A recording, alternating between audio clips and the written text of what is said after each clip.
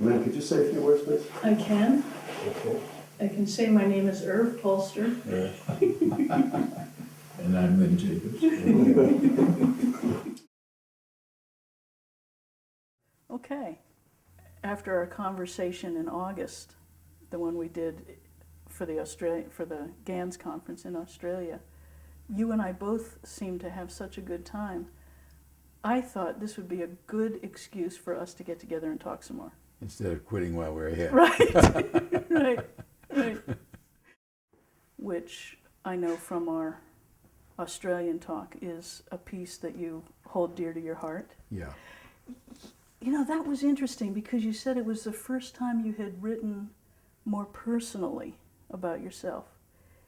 And it occurred to me, it may be one of the first times in the sea of the development of psychotherapy that therapists were beginning to write more personally about themselves. Yeah, that was in the 1960s, I think, maybe earlier. I'm not sure. But the idea that your personhood could be a factor in your work was the theme of the book. There are two things I think that stand out to me in that I so loved, and one was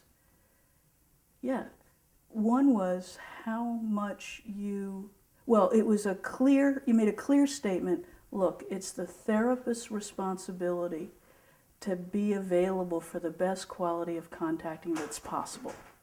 That's not the patient's responsibility, that's the therapist's responsibility. And for me, that was such a nice counterpoint to holding the patient responsible for everything. And then the other was how well you wrote about how resistance is essentially a forgotten ally. Those would be my words. But the idea that resistance is a friend, we developed it to preserve something, and then we've lost the capacity to use it by choice. Yeah. I mean, well, the concept of creative resistance takes that into account, and Pearl's Heffernan and Goodman described that. Right. Okay, and this is sort of your point. You attend to the process without necessarily calling the patient's attention to the process. You know, where you're not reducing their content to being mere details, you know. But what I experience in your work in the intersubjective mode is this incredible respect for whatever is going on in the other person, which very often has content. Right, right. And it evokes content. Right. It may evoke content beyond what we're familiar with in gestalt therapy, I'm not sure. But. Right. I think where we're coming from, your argument, if you will, was with those who treated content as mere epiphenomenal. My argument was with people who ignored process altogether. Yeah, I would agree. So that's why we're coming, you know, each wanting to emphasize the other side more. We're differing with great agreement. Right. Right. One of the things I was introduced to that I've learned more about subsequently is the idea that which you are afraid of in anticipation is different from when you're in it. Yeah, yeah. So it's established a certain faith in me, Right. not altogether dependable, that when I get to a point like dying or any other tragic kind of thing, and certainly it happened in relation to Miriam and my daughter both dying, that which would seem to be in anticipation so devastating that it was hard to imagine survival, turns out to be a part of living. And it changes how you look at the backward looking. I mean, this is, by the way, one of the things I like so much about intersubjectivity theory. They've redefined transference as a process. What they call transference is merely this: how a patient organizes their experience of the therapeutic relationship. Some of that organizing in our language would come through fixed gestalten. But rather than looking on it as actually you take what happened in the past and you move it over and you put it on the present, they're much more in this process oriented, that it's about the familiarity. Yeah. We have standard ways in which we organize experience. So of course we're going to do that in the therapeutic relationship What as we well. learn from the life we've lived. I would ask him, what is it that makes you think I'm angry? Right, What am I doing to you? right. And How would you like me to be? right.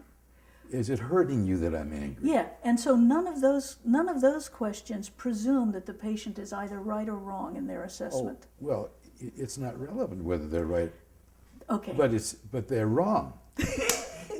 You can't say that. All You can can't say live a is, life if you don't have, it would be a strange life if you didn't know anything about right or wrong. but you can't know. I'm All not you the can know final is that authority, you I'm the therapist. right. So you can't. Hired because of my skill. Well, I'm not hiring you if you're going to assume. We're going to watch a tape that you, Irv, did at the Evolution of Therapy conference Right. and talk about it together and see Yeah. what happens if we do. But we thought we might just watch a tape to see what occurs to either of us to talk about. Yeah. Okay. Letitia, yes. Hi, Letitia. Where should we start? Well, I don't know. Well, then we're on the same plane, aren't we? It's nice to start out equal. Yeah, that feels pretty good. Yeah. It's not going to stay equal very long because it's going to have to be your thing. Okay. And he would scold you or what? He would make fun of me. I mean, he would make jokes about it. He would call Like- me like the poor little bunny. I'm always crying about these things. And Poor little bunny? it kind of sounds like it might be cute, but it wasn't cute. It was It's really derogatory? derogatory. And I'm picking up this more as a teaching point for anybody who might watch the film, but what was cool to me about that little interaction is you said cute little bunny with a little bit of lilt and play in your voice, and she was able to let you know without a big confrontation, "Tain't funny, guy." Yeah. Yeah. So what would you say about your identity now? My identity? Yeah, how would you identify yourself? I'm Irv. E, not C.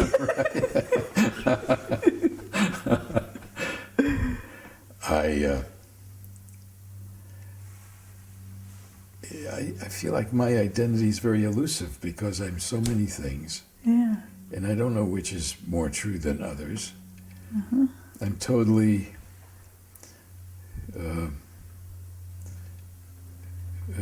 incompetent and very competent.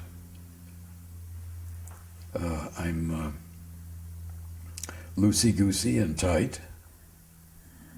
Depends on when you catch me and what it's about. But this does bring me to sort of this recognition, like when I said last book as opposed to latest book, of where you are in your life. And I don't know how to ask a question, but I know I want to know, if you're willing to talk about it, how you're thinking about death. I mean, I hear some of it as you're thinking more about a loss of energy, perhaps, which hasn't happened yet.